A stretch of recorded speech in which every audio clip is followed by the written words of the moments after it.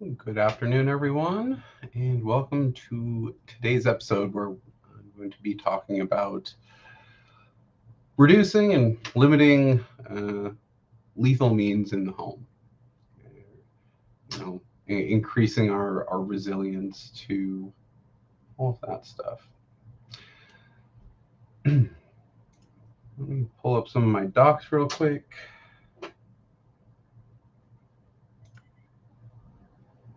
Hope everyone's doing well today.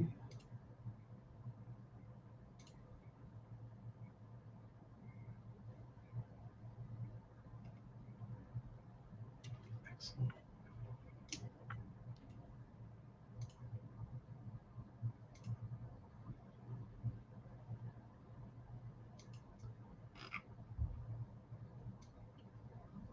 Should have had all of this pulled up. Always, every time. Usually I'm so punctual.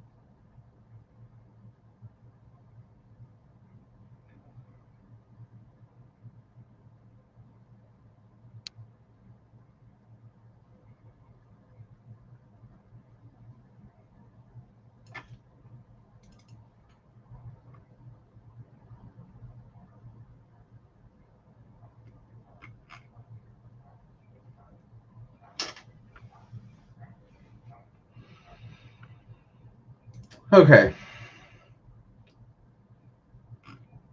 this is a difficult topic, of course, for me. Um, if you're just tuning in and just catching up, like I made an attempt on my life I was when I was young, which was after my father's first attempt, and about a decade before his second and successful attempt, however you want to word all of that. So whenever this topic comes up, it always, kind of catches me a bit, and I've lost friends to suicide. You know, they've died by suicide.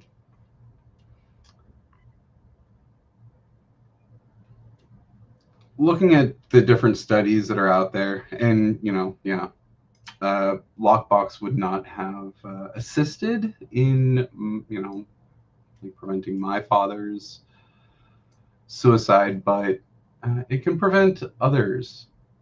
Yeah, just getting back to that study.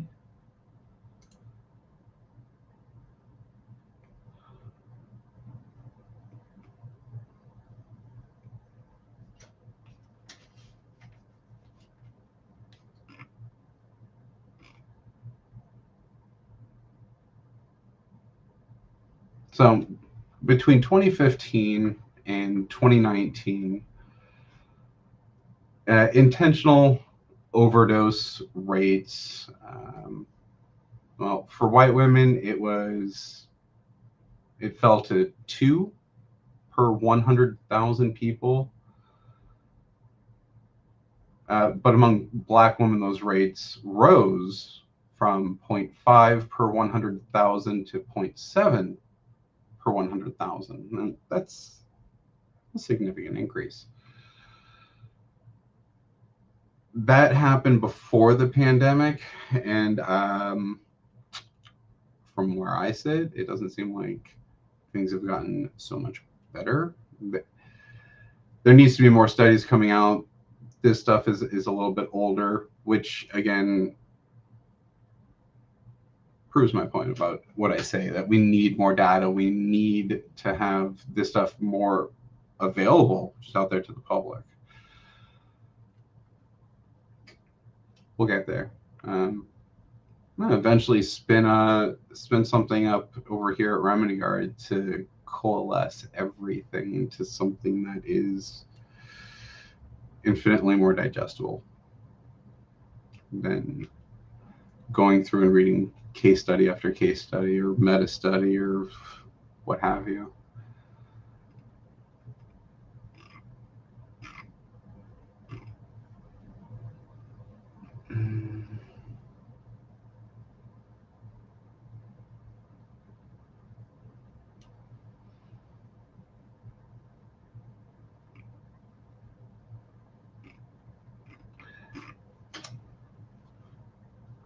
So forgetting the studies for just a little bit. One, yeah, it's happening. It is a rate. People intentionally overdose. It is one of the top um, morbidities that occur in the U.S.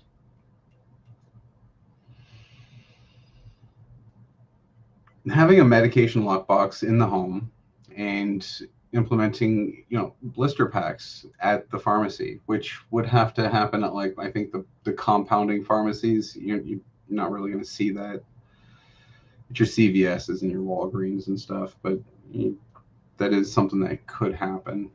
Um, is separating out those drugs. Is usually it's more than one in play. It's like a benzo and opioid type thing, and most of the intentional overdoses happen after someone's been drinking. Like when alcohol's in play, the chances of someone committing suicide increase 5.1 times. So it's a huge increase, which also highlights the need for veterans like myself to monitor their consumption. Why are you drinking? How much are you drinking? I used to drink way too much, um, and I've gotten that under control. It's taken time. It's taken talking to people about things and going to therapy and figuring stuff out. Um, but I'm in a much better spot for doing that. If more people would say, "Hey, yeah, you know what? Yeah, I've checked myself and I need to make a change," and they make that change, world would be better. Be the change you want to see in the world. Cool, bet. let's go and make an effort. Just make an effort in doing this. Now, there was something else in these studies that had jumped out to me. I'm going to take a look.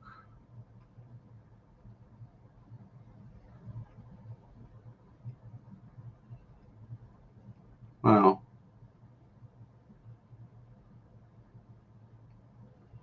There's a worst case scenario over here that 1.2 million people will have died by an opioid related overdose by 2029. So it's 5 years away. That's a big increase. Let me double check the date on this. Article 22. So that's still like 200,000 people a year from an overdose. And that's if efforts aren't being made, and efforts are being made. If you again are tuning in for the first time, you might not have heard me talking about or heard about the decrease in opioid prescriptions. That's gone down to only like 140 million opioid prescriptions a year. That's still quite a bit, but this is also medications that we do need. In a sense, we need pain relief. Cannabis doesn't cut through everything. Not everything works, but opioids. So can we all get off of it?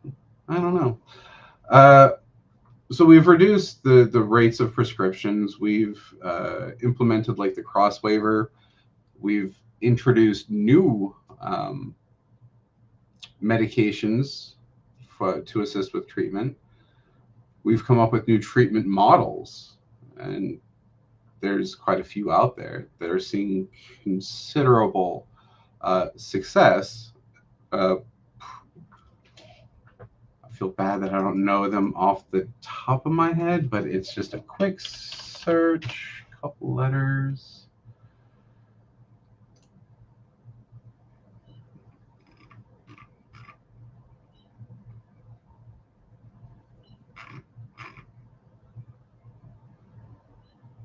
So over there in Kentucky, startfromstrength.org is a recovery model. and it was started by a guy that he was down and out. He like dragged himself into a homeless shelter seeking help, and he was given it. He was provided help. He was given the chance, the opportunity to recover, and he did. And now he's thriving. Jason Roop, um, with startfromstrength.org over there in Kentucky. And they just got adopted over into New York, right? Yeah. So taking this model, moving it, and getting it out there to other states is fantastic. Going back to the main point here of this, there's a lot being done, and then of course there's the opioid settlement fund, which is at this point $45 billion left to spend over the next 15 years, with the intention to increase access to care, access to recovery, and for prevention methods, which include medication lockboxes and locking bags, basic kind of deterrence.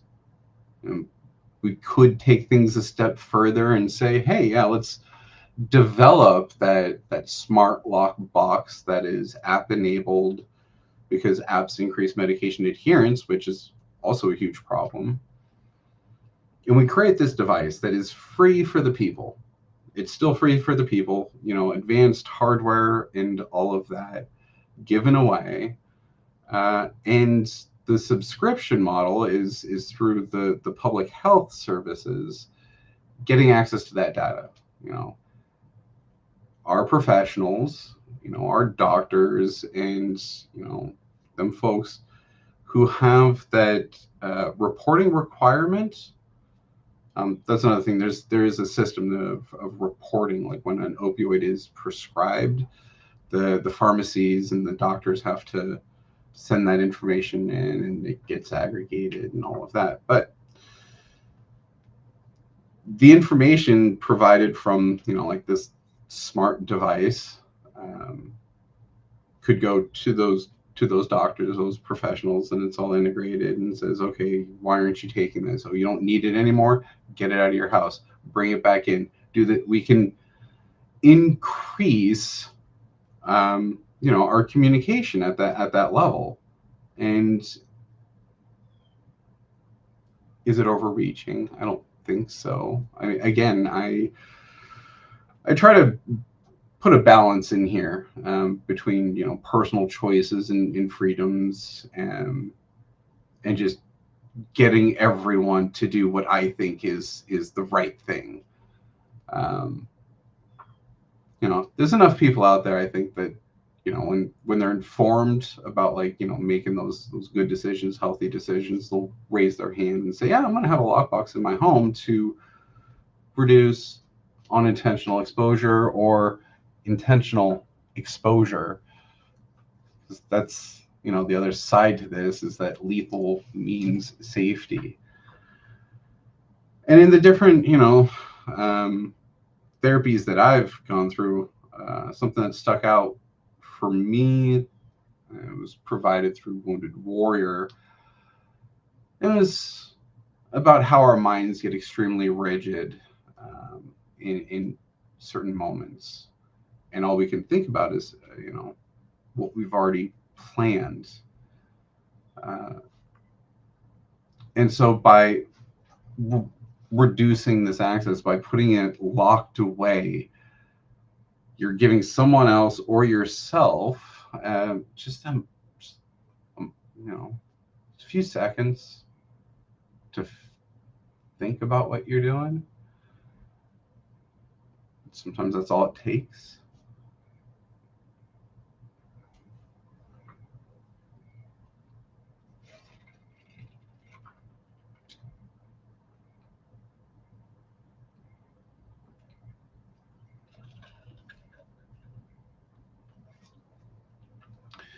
And that's kind of ridiculous. Like, a few seconds is, all it takes, for a person to make that decision for themselves, or for, some kid just not knowing any better and getting into something. And it can be prevented.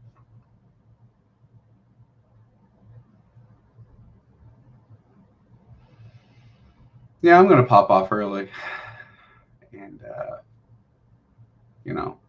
do a little personal maintenance. PMCS: physical, mental, communal, spiritual.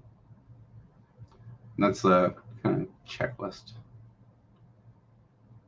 that can help people go through and, like, okay, what do I need to take care of today? Am I good on my physical stuff? Have I gotten out of my chair? Have I gotten out of the house and done something? Have I done something for my own mental health? Have I, stopped to give myself that worry time? So personally, for me, I've got 2 silent alarms on my phone. One for noon, which is for positive self-talk. And now that I'm doing these, and at noon, I'm going to probably adjust that a little bit. My other one is at 2 o'clock for a little bit of worry time. And it's like, all right, what's bubbling up right now? It's not like I write a list out or anything like that. It's just in the moment. All right, set everything down. What brain? What do you got to tell me? And, depending on what it is, do something. For example, earlier this year, I was, working with BBIF for trying to get funding with, Remedy Guard. I hadn't heard anything, and it was like, so I called him. During my worry time, I was like, you know what? I'm taking action. I'm calling him. And it was a very wonderful conversation that led to even more things and good stuff. Negative into a positive. Pits into peaches. Yeah, do what you can to, like, put the silver lining on your own cloud, or what have you. Fill your own glass half full. Do what you have to for yourself. Be there for yourself. The community aspect of it, like, what are you doing? Like, are you volunteering out there? Is that, you don't have to be doing that every day, but you could be thinking about, like, what are you doing?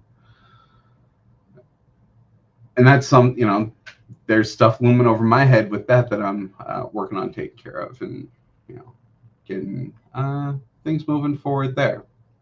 Bit of veteran entrepreneurship, trying to get more events going on here in Jacksonville for that, so that, folks can come together, talk things out face to face, because virtual is great, but nothing really actually beats the in person for a lot of this networking stuff. So I'd like to see more of that happen more frequently. There are events in Jacksonville, but having that monthly thing where people can touch in and, get something worked out, move forward on something, get recharged, and not entirely have to be, paid into an organization when, they're just getting started. So that's something. And then, that spiritual thing I'm working on. How I can, where I can, when I can. So yeah, medication lock boxes and locking bags are a basic deterrent that can be readily deployed in our homes. to prevent unintentional and intentional overdoses and other things.